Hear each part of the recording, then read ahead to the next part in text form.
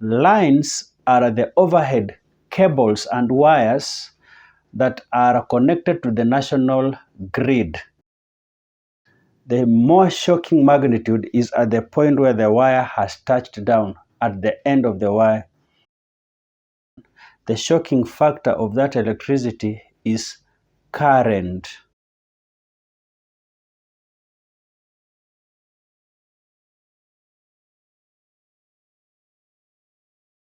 Hello friends, my name is Jeroboam Kimtai and this is Electrical Awareness. I am doing this edition just for you.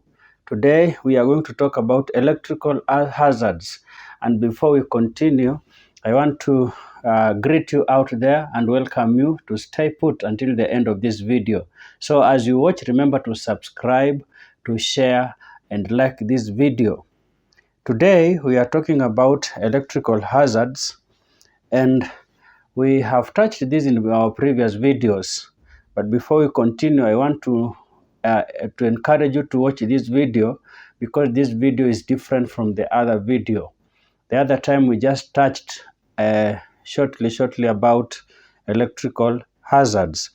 And I remember we mentioned that most of the things that bring injuries when it comes to electrical accidents, which are electrical hazards, are electrical shock, electrical burns, fall from shock. Okay, fall caused from the shocking sensation from electricity, electrocution, and we also need to know that in case there are blasts, there are particles that flow through the air, and so these particles can injure, or if you breathe, you can breathe them inside to your blood system. So whenever you hear any blast, know that that is an electrical hazard, as long as it has come from the blast from electricity. So you need to do some covering of your nose and the mouth to avoid such hazards from blasts. But today we want to deal on electrical shocks. Electrical shock.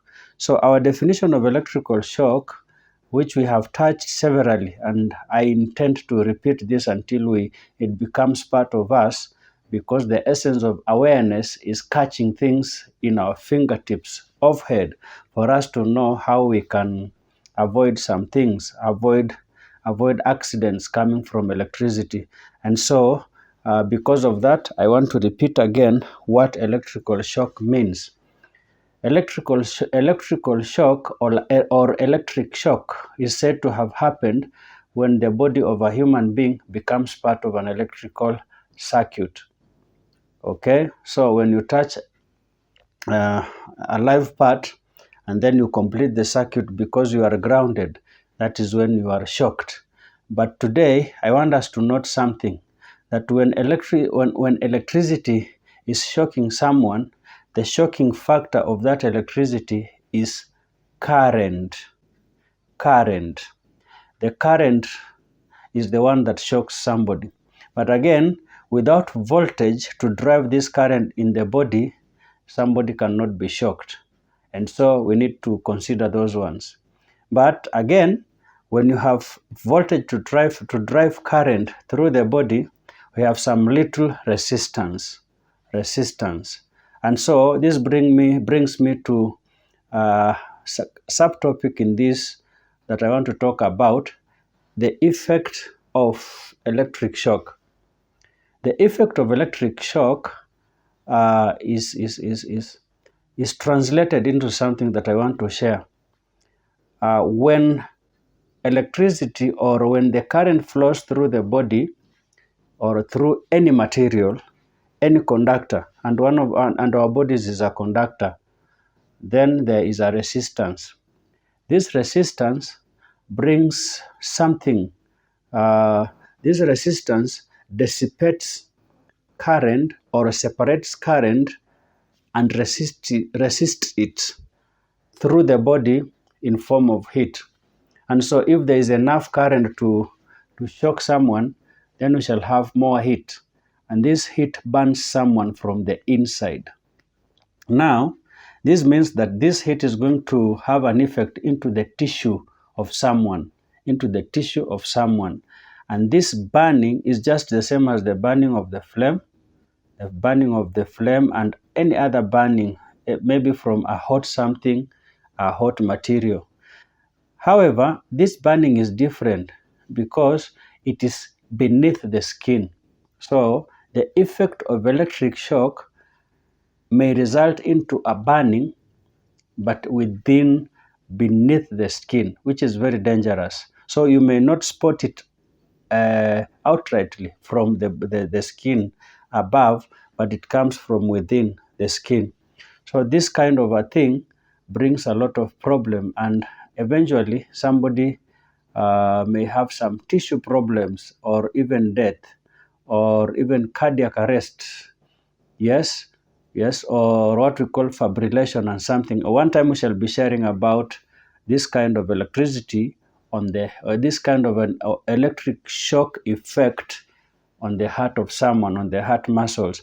But what I wanted to bring today for you is about this effect of the tissue getting burned from beneath the skin. Now, electric shock, as we have said, is very dangerous. So having known the effects of electricity, then we need to know that I am sharing this on electric shock because of the following. You may have avoided a lot of electric shock in your domestic house, inside the house, and you have kept things, you have kept them in order. But understand that when you leave from your house, remember that you are going to work in your office and you will use electricity. Those people who work even in industries use electricity. Everybody uses electricity. So as much as you have made your house to be in order, you need to also make sure that when you are out there, you may not be 100% in charge of that of the whole factory, the whole industrial area. And so you need to know that as you live going out, you may not have arranged, and so you need to learn on how you can avoid electrical hazards from out there. Now, electrical hazard may result from very many things even before you reach the office. And so one of the things that you need to understand is everybody is not skilled, everybody is not trained, and everybody will not be supervised on how to use electricity. This calls for me to share these things for you to know, to be a little bit aware on when you see what is then you is on when you see something is then you'll be able to avoid what at what time. For example, when you see hanging cables in the office, just as don't assume that those cables do not have electricity. Consider one, first of all, that those cables were there just because they were bought to do a wiring, and a wiring that is supposed to have current flow through the wires. And so first of the things you need to consider is when you see any hanging cable in the office, then it has electricity. Whether it has or not, just conclude that it has. And so that will help you to be safe enough to make sure that you have maybe switched off electricity before handling them. Understand that even if you are skilled, you need to help other people to handle electricity.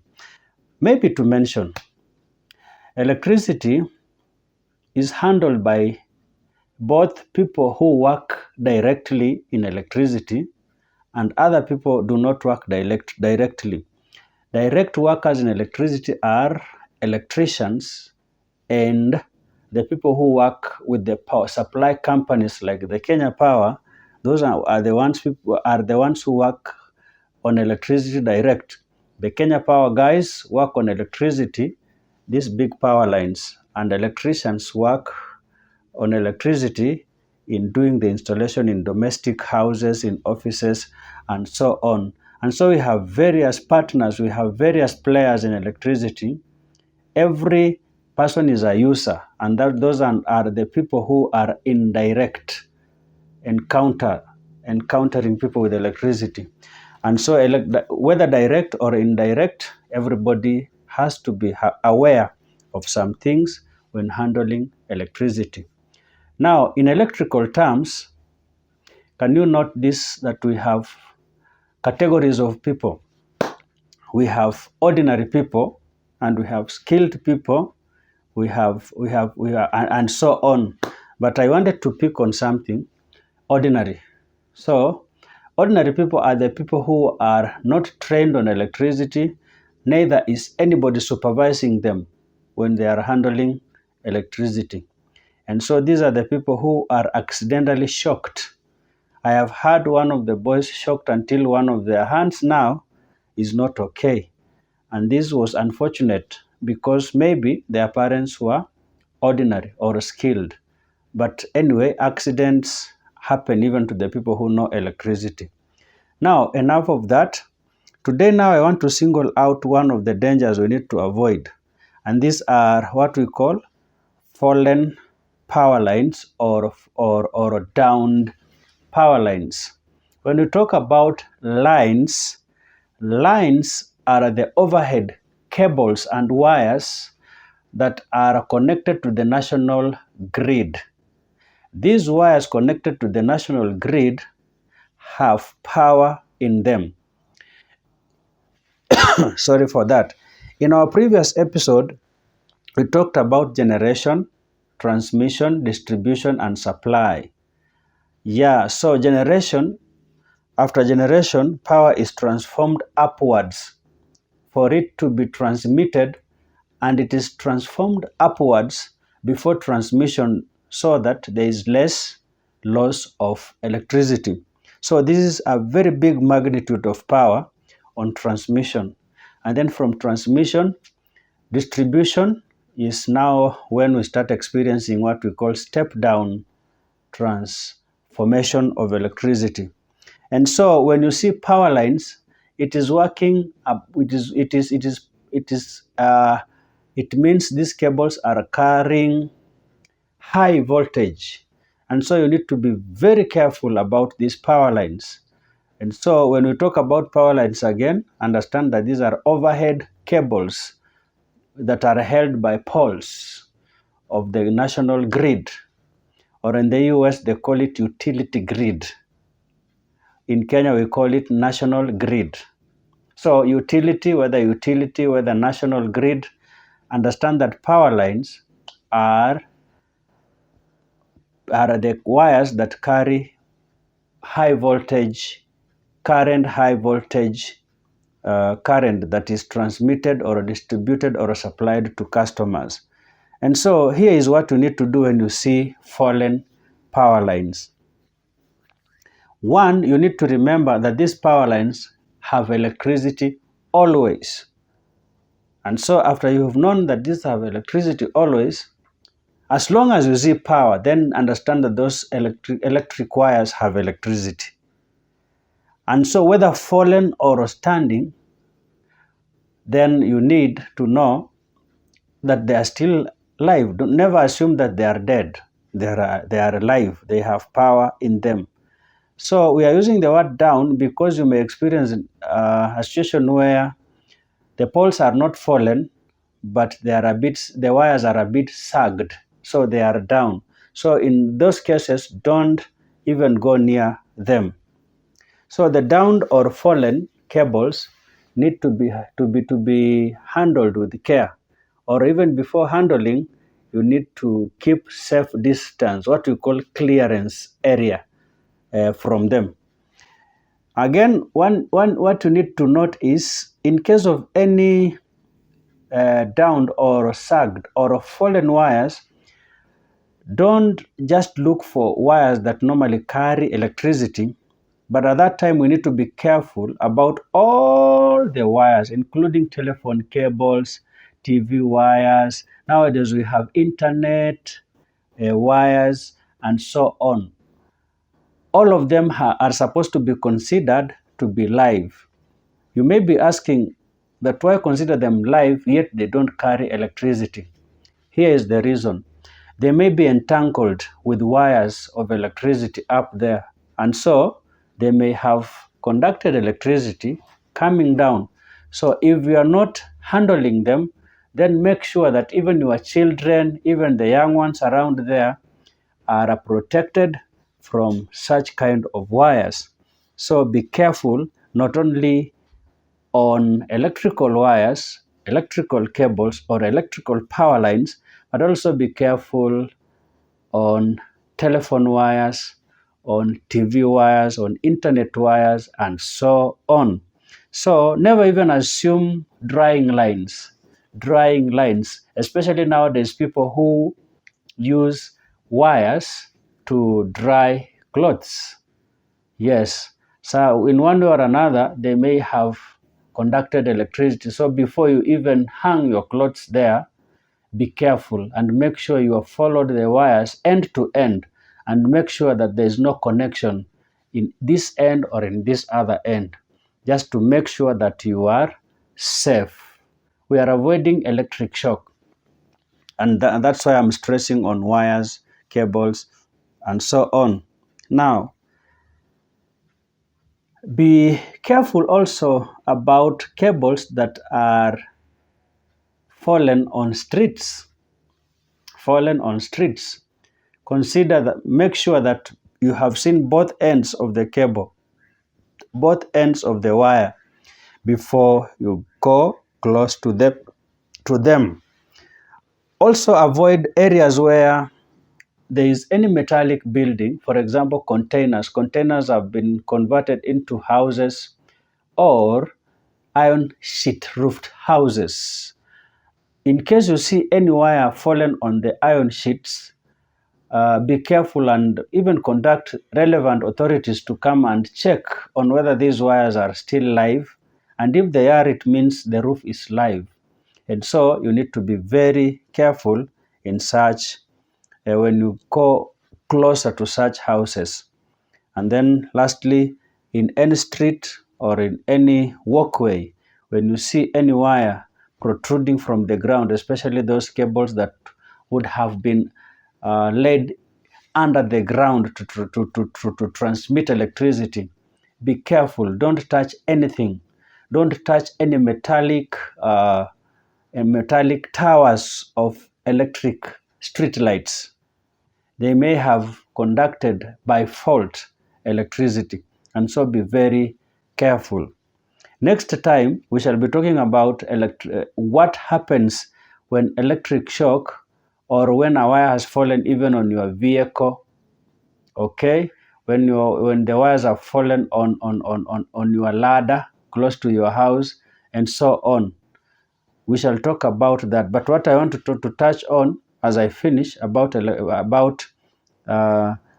vehicles, you need to make sure that as you drive, when you see a wire before you, don't park close to that wire or don't even attempt driving across it. It may be having electricity. And so, first of all, stop the car. Make sure that you do some precautionary observation about the wire, and then continue with your journey if the road is clear enough. If the road is free from electrical hazard, then you'll have to move ahead. But anyway, before we even come to that next stage, should you encounter any electrical wire and by mistake you are in that shocking environment, one of the things before we go even deeper is this: when you want to escape from such a place, then you will have to change the style of running. You have to jump with both and make sure all legs are up at the same time and then down at the same time, and make sure they are together. Okay, for you to reduce the potential of the shocking sensation. Okay, we have a lot of things we shall share, but I'm talking about potential because we have hand potential and leg potential. That is what we shall be sharing later. But at least make sure that you now jump. In short, in simple terms, jump from one point to another. That will help you reduce the shocking sensation. But as you jump, understand that you are moving away from the risk, because The more shocking magnitude is at the point where the wire has touched down at the end of the wire. And so if you continue moving away, it means you're moving away from danger. Otherwise, that is what I had today. And I think this is enough for us this time as we continue sharing on electrical awareness. Worldwide, can you share this to everybody? Can you like? Can you do what we call 100% watch? Just watch everything, because the point, you may not have gotten something at the first 2 minutes, but you may get a new thing as the video continues. Otherwise, thank you so much. God bless you, and thank you for watching. Bye.